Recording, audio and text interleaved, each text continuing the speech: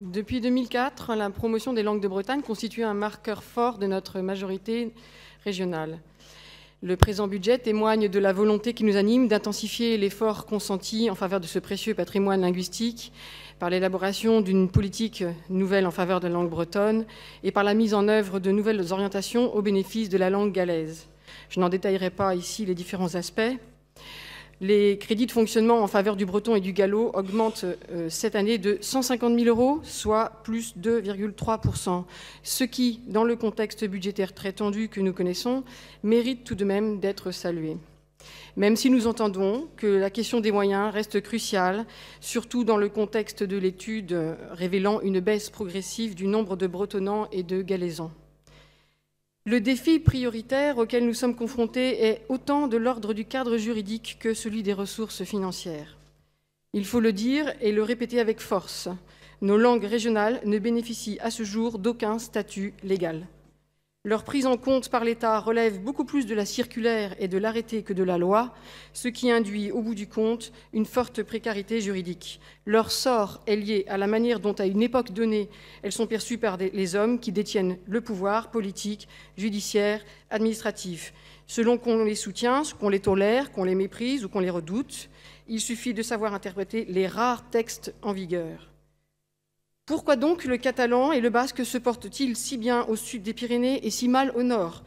Pourquoi la survie même du breton est-elle menacée alors que le gallois remonte et va même atteindre le million de locuteurs dans les prochaines années? Parce qu'ailleurs, en Europe, la compétence linguistique est exercée par des régions autonomes, alors qu'en France, elle relève encore du pouvoir central. La configuration dans laquelle nous évoluons en Bretagne n'a rien de commun avec celle qui prévaut au Pays de Galles, en Catalogne et même en Corse, autant de communautés disposant de vastes prérogatives en matière linguistique qui nous font défaut et qu'il nous faut acquérir.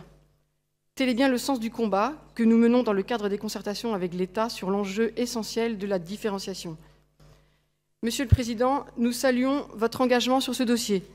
La négociation avec l'État aboutit aujourd'hui à une avancée significative avec la perspective de donner un cadre législatif et juridique aux dispositifs existants. Un nouveau pas est franchi avec une dotation de 300 000 € au réseau Diwan et avec les évolutions attendues sur le forfait scolaire communal, ce qui permettra de conforter un peu plus l'enseignement bilingue. Certes, 300 000 €, c'est insuffisant pour assurer la pérennité du Diwan. Mais, comme l'a dit Jean-Michel Le Boulanger, il s'agit ici de sauvetage. Et cela permet au moins de maintenir l'activité et de payer les anciens emplois aidés.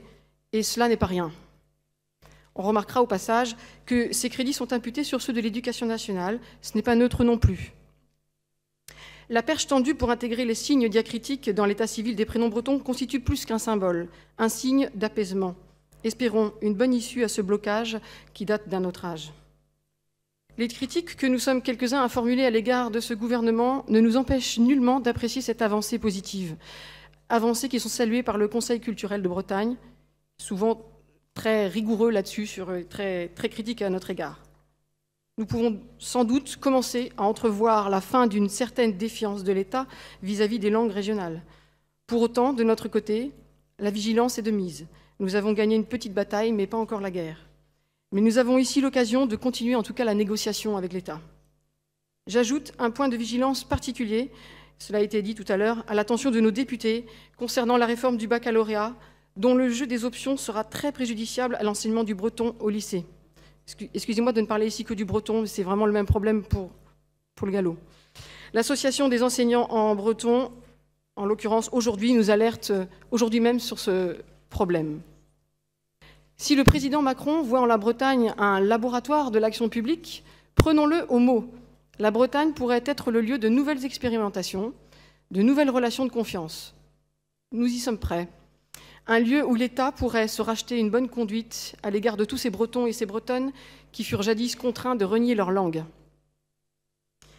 Moi, je terminerai là-dessus, petite fille d'Yvonne Le Yarrick, qui fut témoin de cette mutilation culturelle dans sa petite école de Guénin en 1919, c'était tout juste 100 ans, et les blessures sont longues à cicatriser. J'ai envie de citer Christiane Taubira ici. Elle a dit « La langue a plus de ressources qu'il n'en faut. Elle n'est jamais détenue, ni tenue en joue, encore moins en laisse, ni non plus tenue au secret. Elle peut, fût-elle dominante en un lieu, écrasante, arrogante à force d'être confisquée par les maîtres de relations, de situations ou même de plantations, se laisser reprendre, entraîner dans d'inattendus méandres. Truc carré.